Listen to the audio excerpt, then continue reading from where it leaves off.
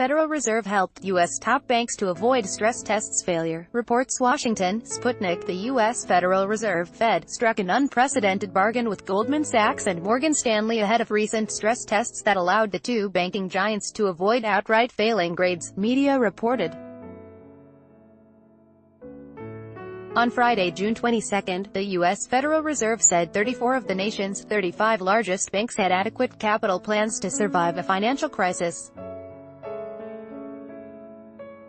The 34 banks, however, the board issued conditional non-objections to the capital plans of 3 institutions, including Goldman Sachs and Morgan Stanley.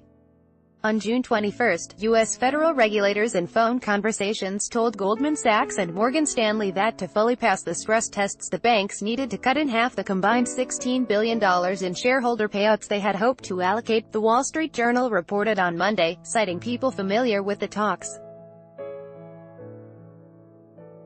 However, as part of an unprecedented deal, the Fed allowed the banks to maintain a $13 billion payout level in exchange for a conditional non-objection grade.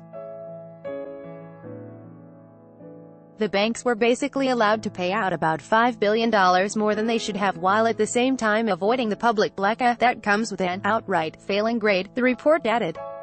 The bargain, according to the report, will also boost profitability measures that helps calculate salaries for the firm's CEOs, The Wall Street Journal said.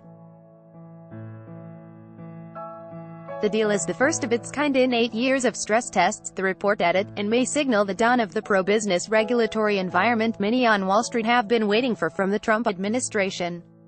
The U.S. arm of Deutsche Bank, DB, was the only firm that flunked the Fed's stress test, according to Friday's report. The Fed said it rejected DB's capital plan due to alleged material weaknesses in its planning processes and forecasting models.